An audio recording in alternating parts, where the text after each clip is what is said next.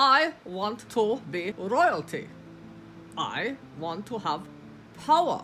So I'm learning about all of the monarchs in England, throughout history. It's the conquerors and the ones that inherited all of their wealth and glory.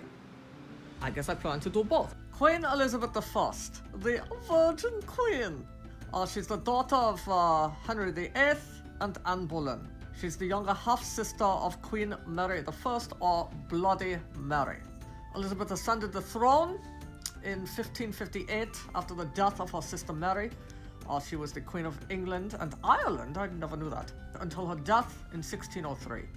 She had a few bumps in the road during her lifetime. Her mother, Anne Boleyn, was beheaded when Elizabeth was only 2 years old. Elizabeth was imprisoned for almost a year when her sister, a devout Catholic, her sister Mary, was queen, as Elizabeth was suspected of supporting Protestant rebels. Gotta love the sisterly love. She was also chased around for some slap and tickle by the hubby of her stepmother, Catherine Parr. This guy was Thomas Seymour. He was banished from the home when they were caught in an embrace. She was pretty much responsible, although it was reluctantly, for getting her cousin Mary, Queen of Scots, locked away and eventually executed. And ever so interestingly, Elizabeth was succeeded by the son of Mary, Queen of Scots, King James VI of Scotland.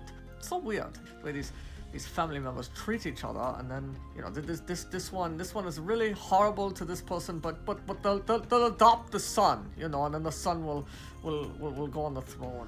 But despite all of these little, I guess you could call them missteps, Elizabeth was overall regarded as a great queen.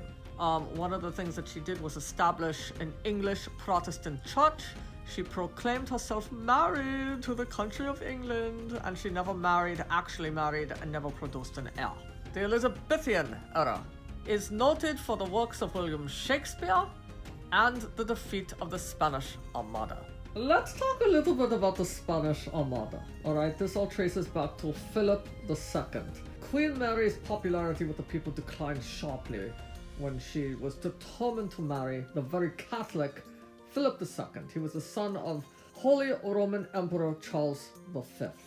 In 1554, Wyatt's Rebellion broke out. This was an unsuccessful uprising in England led by Sir Thomas Wyatt that occurred due to Queen Mary's decision to marry Philip II and make Catholicism the main religion of England. Elizabeth was suspected to play a role in this uprising, and she was imprisoned in the Tower of London, despite her saying, no, I didn't do anything, I want nothing to do with this, no. Anyway, Mary was finally convinced to spare her sister's life due to pretty much a lack of evidence. Anyway, getting back to Philip II. He appointed this dude, the Duke of Medina Sidonia. He had absolutely no naval experience at all, and he was chosen to command a Spanish fleet called the Spanish Armada. The plan was to use this fleet to invade England and overthrow Elizabeth I to reinstate Catholicism in England, and also to prevent attacks by the English and the Dutch, the privateers, against Spanish interests in the Americas. Needless to say, this whole plan failed. Elizabeth defeated the Spanish Armada, and this is one of the things that she is known for. Elizabeth actually turned down the hand of Philip. She turned down the hand of pretty much, everybody during her reign. There was supposedly one love of her life, her childhood friend Robert Dudley. Dudley was married though. His wife, Amy Dudley, died from a fall down a flight of stairs. Now, many believe that this was no accident and that Dudley was actually behind this because he wanted to marry Queen Elizabeth. This idea of him marrying her, even though she was kind of into it, it was met with extreme disapproval on the part of the nobility. Dudley died soon after the defeat of the Spanish Armada. So Elizabeth ruled for a whopping 44 years, which contrasted sharply with the very brief reigns of her half-siblings, King Edward VI and Queen Mary I. She was generally regarded as short-tempered. Gee, I wonder where she inherited that one from.